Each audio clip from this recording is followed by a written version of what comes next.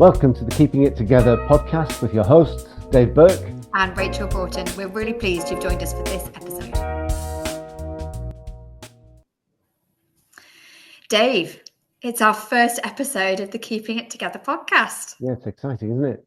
Really exciting. I'm really looking forward to having all the guests and getting this stuff out there for people to be able to access and listen to. Yeah, me too. We've been running Keeping It Together as a live session for people in Christian ministry for 2 years, and the feedback from that's been really good. So we thought in the next couple of years, we'd expand into podcasts, discussions like this one's going to be, but also some presentational stuff on the Psalms, on the basics of mental health. We've got loads of exciting ideas. We just need to find the time to do it all. Yeah, absolutely. Do you think it might be worth introducing ourselves so that people listening know who we are and all that kind of stuff? Love to. So my name's Dave Burke. I live in Hayden Bridge, which is in Northumberland, but I've spent most of my life ministering in cities. I was in Sunderland, where you are, Rachel, until fairly recently. I've been a pastor for 40 years. Before that, I was working in natural sciences. I'm a biologist by background. I've even taught psychology at one stage. The Open University didn't rumble. I didn't have any qualifications in that area.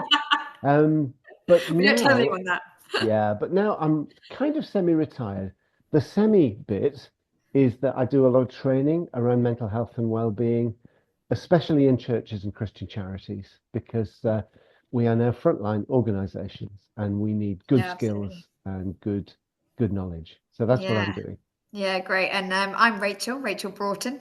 I live in Sunderland, as you mentioned, but actually was born and raised in the Midlands in Worcestershire. But me and my husband planted a church about 10 years ago. So we're former church planters. We're now really involved in our local vineyard church. And I'm also studying theology at WTC, Westminster Theology College, with Lucy Pepiat and others.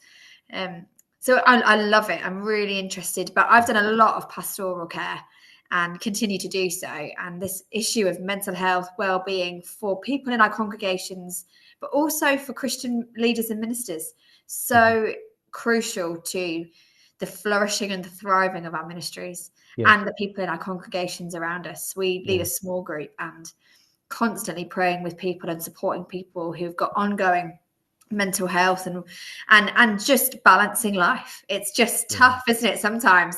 I've also got 3 young children, so life is fun and busy and thriving, but it is a lot to balance. Frenetic. And our passion really is to reach out to people in Christian ministry.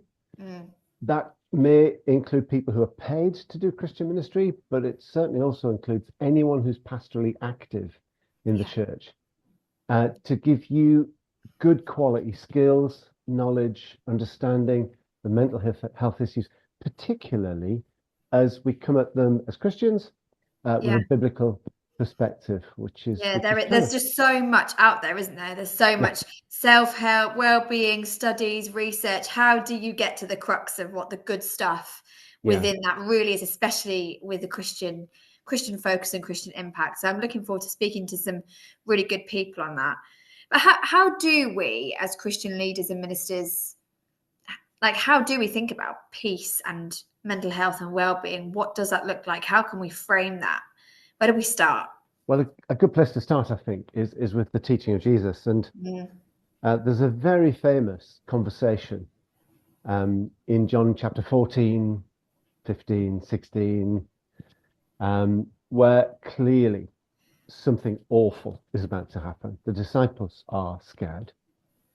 And Jesus says to them in John 14, "Do not let your hearts be troubled, neither let them be afraid. In my Father's house are many mansions." It's such a famous verse. Ministers like me, we trot it out at funerals. And I think this is a good place to start to think about what this means. So Jesus is telling his disciples at that point not to be afraid. They've given up their livelihood to follow him for 3 years. And now he's talking about leaving them. They haven't put all the pieces of the jigsaw together, which I quite like, because I don't know about you, Rachel. I I'm a slow developer. I get it after everybody else does. Sure, the joke comes 5 minutes later. That's right, yes. I'm the person who thinks of the clever thing to say 2 hours later when I'm driving Sure. home. So I think the disciples are a bit like that. And Jesus is really keen to encourage them and comfort them. There's a lot of talk through John 14 about the Holy Spirit. And then he comes to this, which is verse 28. You've heard me say, I'm going away and I'm coming back to you. If you loved me, you'd be glad that I'm going to the Father, and the Father is greater than I.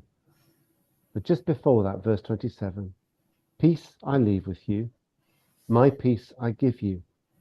I do not give you as the world gives. Do not let your hearts be troubled. Don't let them be afraid. So they are anxious, they are troubled. They know Jesus is going to go. And he's saying, I give you peace. And he's saying, it's not a peace you can get anywhere else.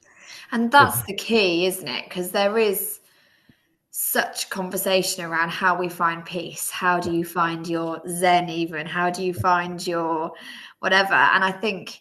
Well, that is an interesting phrase, Rachel, Yeah. because I have a feeling in our culture that when people want peace, they go to Buddhism. How do I find my Zen? Yeah. And that's a pity, because the church has gotten itself a reputation for frenetic activity, but not the offer of peace. A friend of mine said, if I'm looking for inner peace, Dave, I'll have a look at Buddhism, but you guys exhaust me. Wow. Yeah. Wow. Yeah. Isn't it amazing though? Because it's true, particularly as Christian leaders and ministers, when people look at our lives, do they want to live the life that we're living? Yeah. And I went through a period in my pastoral ministry when I was offering people the gospel. And as I was speaking, I was thinking to myself, I'm asking people to become like me, and that would be disastrous. Yeah, wow. Because I'm up to my eyeballs and beyond. Yeah. And something has got to change about that. So this thing that Jesus is offering, peace, it's not, you can't get it anywhere else. It's not self-help. It's something special. And it's available to his followers. And that word peace is a little word. In Greek, it's irene, where we get the name Irene from. Oh, Irene, I love that. Yeah, it is. And irene. But that little word sits on the shoulders of a massive word in Hebrew, shalom. Shalom. Which means completeness, wholeness. Sure. And I think a great translation for our generation is well-being. Yeah. Shalom is well-being in every sense of that. In every sphere of our lives, wholeness, completeness. So what I want to try to be is to, as a Christian, a follower of Jesus, not a pastor now, but a follower of Jesus, I want to show what that looks like, not just to my family and the world and my friends, but to myself. I have to check myself and say, what is this? And shalom is a big theme in the Bible. Yeah. Massive, massive concept. Now here, it means calmness. The disciples are frightened, and they need something to hold on to that will take them through that fear. If you go into the rest of the New Testament, like Romans 5, therefore, since we've been justified by faith, we have peace with God. Yes. There it means reconciliation. Yes. So this word peace, scholars, experts in language talk about semantic range. Yeah. So you'll have a word like love, which means all sorts of different things in different situations. And in different contexts, it means one element of that. So peace, shalom, has this huge semantic range. But here in John, it's about calmness. Wow. It's about calmness. I think that's amazing that Jesus, we look at Jesus and you sort of think a lot, people have come to Jesus with their particular view of what he does and what he is, but he's so aware of the emotional state of his followers. Yeah. I think that's incredible that we can look to Jesus to guide us and show us what it looks like to be aware of the emotional state of the people around us and speak directly to it. Yeah, this is so helpful. I think mental health first aiders, I'm a trained mental health first aid instructor. One of the things we talk about is person-centered care. And one of the best examples of person-centered care I know you'll find in Mark's Gospel, where Jesus followers a crowd approaches them, and they've got with them a man who was born deaf and couldn't speak. And then what follows is really weird. He takes this man away from the crowd. He looks at the man, he spits. Yes. And he touches the man's ears. And then he says the word, and Mark's really careful to say that, to write the word in Aramaic, Jesus' language, Ephphatha, Ephphatha. Read my lips. That's the first thing that man heard. He's communicating with the man in sign language, having removed him from a frightening crowd. He has no idea what's going on. And the first word he hears is the last syllable of that. This is Jesus looking after that person. Yeah. When Christians start to deal with people en masse, I think we lose something. Yeah. Person-centered care is Christ-like care. Wow. That's a really beautiful picture, isn't it? I think it is. And I'm glad that Mark decided to put it in. Yeah. Good. So this thing about peace, Jesus is kind of ministering to his followers. Part of you says, well, surely they've been through 3 years with Jesus. They must be tougher than this. But this isn't about toughness. Yeah. I went for a long time thinking that resilience is about toughness, and it's not. It's about trust.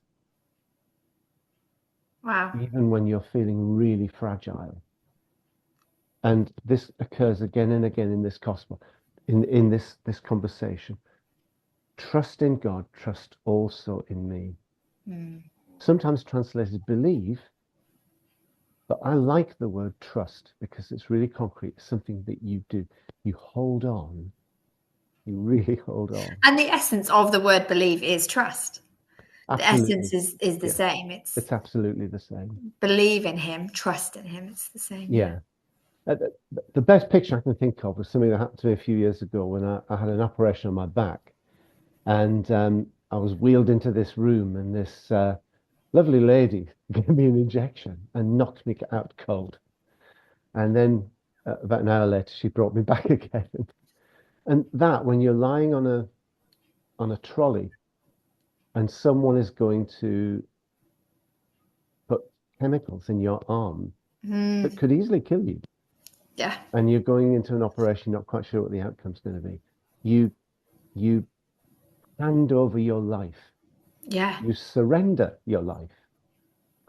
And what Jesus is saying here, that when we hand over our life to him, it doesn't necessarily mean we're not going to worry. Yes. It doesn't necessarily mean we're not going to suffer. Yeah. But it does mean that he gives us the resources, the capability to get through. We had a really funny thing. One of our children fell and cracked their head open. So we popped him in the car and we were driving him to A&E. It was just going to be a little bit of glue to stick him back together. It wasn't too serious. But he was quite young, and he looked at his dad and said to his dad, well, they have to take my head completely off to fix it. Right. And he was very happy to get in the car and go with his dad to hospital. But in his mind, they were going to have to remove his head in order to fix it, to reattach it. And it's obviously hilarious. Like it's such a funny idea, but it really taught us something about what it is to trust, because even though he thought something awful was going to happen to him, he trusted that his dad knew better than he did about how to get better. Yes. And it really impacted Matt and I, my husband and I, because we were thinking about that, thinking, yeah, and thinking about the early church and the disciples in this context. They knew it wasn't going to be an easy ride. There was going to be persecution. There was obviously something terrible about to happen. And my little boy thought something awful was about to happen to him, but he knew it would be better in the long run. Yeah. And I thought, wow, what an incredible picture of what it really is to surrender our whole self. Yes. It's worth staying with children and young people for a moment, because one of the things people talk about a lot at the moment is a rise in mental health issues among younger people. And certainly services are overwhelmed. Yes. And I think families are overwhelmed. Lots of statistics, but if your child or adolescent son or daughter is struggling with anxiety or something like that, 100% of your life is afflicted by that. Yeah. That's the only statistic you need to know. Yeah. But take a look at the big picture. If we as a society say, well, you know, God isn't important, and you have to make one up, make one up if you want one, and the rules aren't in, you know, you have to make the rules up as you go along, and you have to sort of create your own little world, and then sort of live by that set of values. Then who do children and young people lean on? Yeah. When things get tough? Who do they trust when things get tough? Maybe if they've learned they can't really trust their dad, or they can't really trust the school, or their friends let them down, what's left? Yeah. And it's at a time like that you need a father with a capital F who's big enough to make a universe and to say to him, I trust you. Yeah. Whether I live or die, I trust you. Yeah. Whether it hurts or heals, I trust you. Because what follows, like your son, it's going to be all right in the end. What follows is going to be okay in the end. Yeah.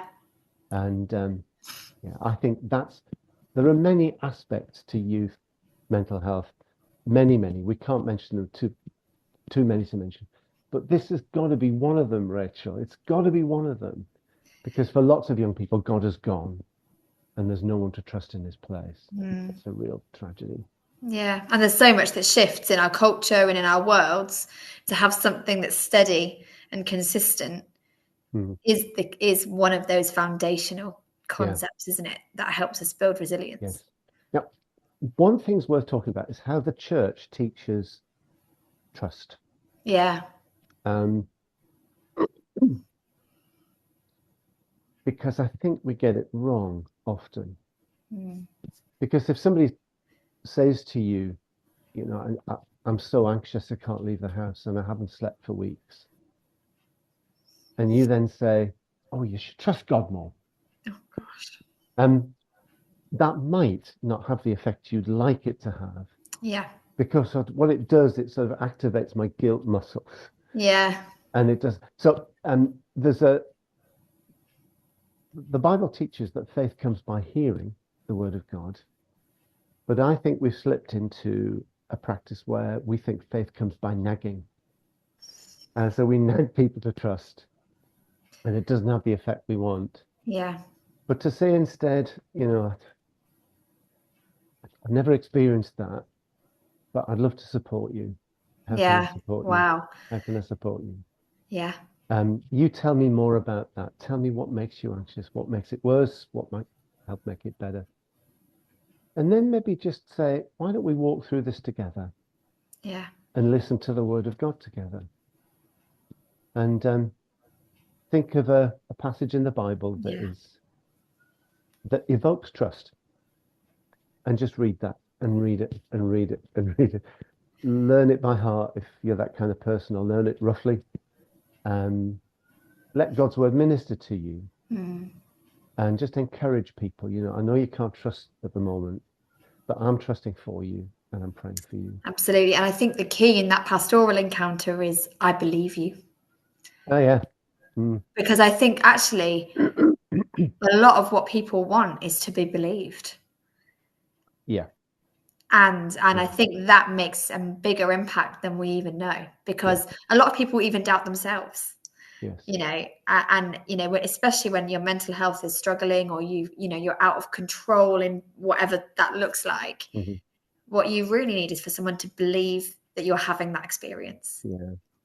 And that's massive. In our church in Sunderland, we had a couple who loved to do stuff with puppets in the morning service, and so the puppets appeared quite regularly. I got a letter from a woman in the church one day. It just said, "Could you please tell me the next time we're going to have puppets? Because I'm terrified of puppets." Wow. It's a thing. Yeah. It's a phobia, and people tend to brush phobias off. Yeah. Oh, don't be ridiculous. Yeah. But she wasn't being ridiculous. No, of course not. And just the act of admitting it to someone, that's a very big thing. Yeah. So yeah, believe people. You'd be amazed. And that's exactly what Jesus has done in this encounter that we're talking about in this gospel in John 14. He's not saying, stop being ridiculous. You know the end of the story. You've been with me long enough. Come on, get a grip. Can you imagine? There's this weird thing in the Gospels. I don't know if you've ever thought of it like this, Rachel, but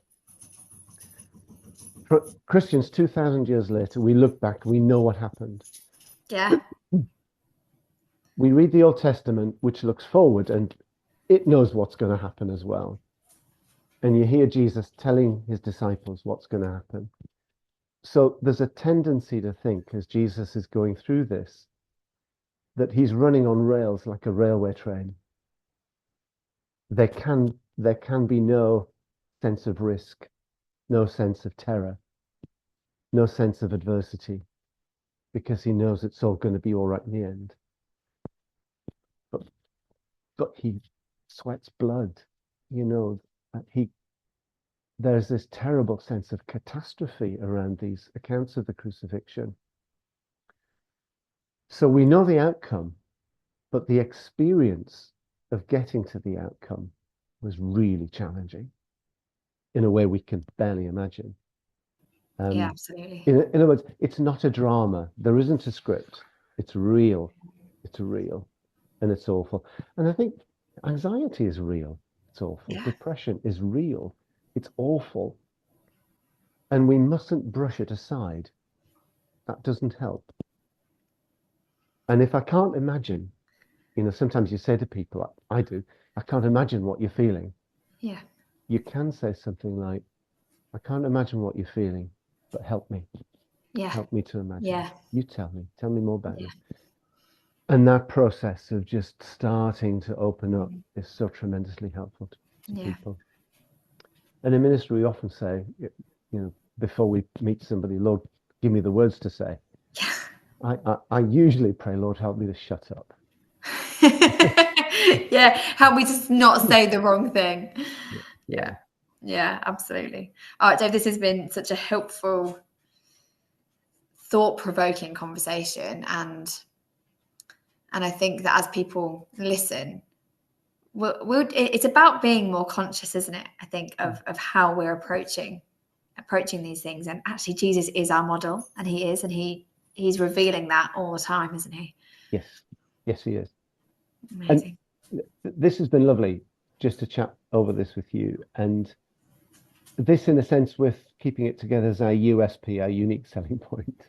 You want to put it like that? No, we're not selling anything. It's about how do we come at this from the point of view of Christian spiritual life? Yeah. An understanding of the Bible that makes sense. Yeah. I believed since I became a Christian 50 years ago this year, that the Bible makes sense of the world and equips me to live life. I've proved that's true, and I'd love others to find that too. Yeah, absolutely. Well, thanks, Dave. Thank you. Looking forward to episode 2. Yeah, we're going to look at Romans 5, 1-5. Fantastic. Thinking about resilience. Great. Looking forward to it. And if you would like to get in touch with us at all, to support us in our conversation, or to give us any feedback from these conversations, please do so. You can email us at kit@connectnetwork.uk, and we will get back to you and hopefully even include some of your feedback within our conversations. That'd be good.